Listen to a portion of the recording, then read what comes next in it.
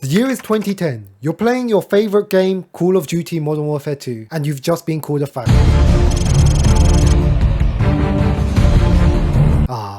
Modern Warfare 2, the genesis of online toxicity. Whilst some may argue it began in World at War or even COD 4, Modern Warfare 2 was when Call of Duty truly exploded into the mainstream, and a whole new generation of kids were introduced to teabagging.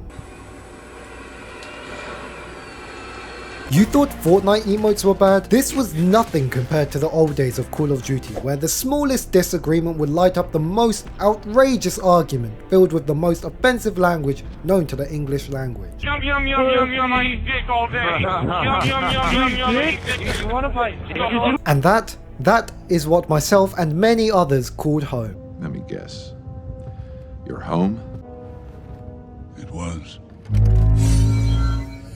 And it was beautiful. But more importantly, this was where I became a sociopath. Now, I'm no Reddit expert or even a psychologist for a fact, but I'm just taking a few basic traits of a sociopath and probably very much exaggerating them. Regardless, my points in this video do still stand. Also, sociopath makes for a better YouTube title than arsehole. With that said, this is how gaming made me a sociopath. Empathy, the snowflake pre-evolution. We've all heard it, read it, and maybe even cringed to it. Snowflakes, and the snowflake generation, often used to describe and belittle people for being sensitive. And while I do agree that society has become overly sensitive, or at least fake sensitive, I believe that a large portion of the snowflake agenda, if you can even call it that, stems from the insane toxicity that thrived in online lobbies, such as Modern Warfare 2. But what has this got to do with sociopaths? Well, sociopaths tend to lack empathy, and constantly being in an environment where racist and homophobic slurs were flung around like nothing. No, get out of my fucking way, you fucking dumbass teammate prick. It's bound to destroy someone's ability to connect. And surviving these lobbies, you had to have thick skin. Ooh.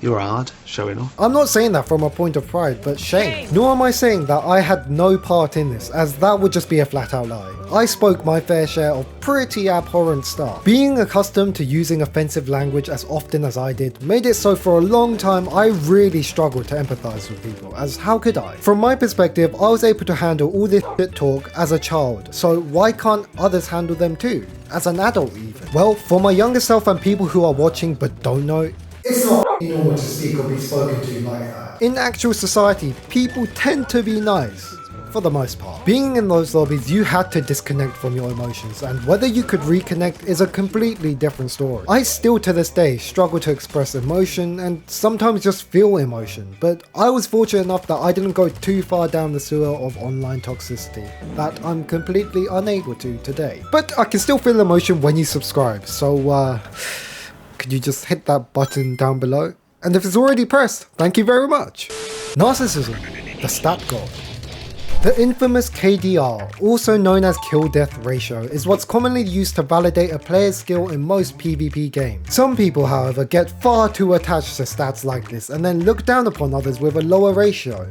That was me. I was hooked on my KD ratio, constantly checking it and constantly validating myself from it, as I was in the upper echelon of COD players and online gaming in general, but that was it. Online, that's all it was. And spending pretty much all my waking hours online during my puberty phase gave me a full sense of confidence and really just made me an arrogant little shit. In the online world, I could see the whole leaderboard and just see how I ranked above pretty much everyone else, and this was incredibly unhealthy for me. I had the awareness that real life was nothing like that, as I wasn't the cool kid, nor was I incredibly smart or athletic. I was just good in most stuff, but nowhere near the top, not like the online world. Despite that, I still held a lot of arrogance within myself, often thinking little of others. This, along with my lack of empathy, really drove me away from society. Now, there are a whole list of sociopathic traits that I could go through, but these two I found are the most prevalent and probably the most relatable. And whilst I'm able to dissect why I'm like this and acknowledge it, I still do act in these ways, in my mind at least,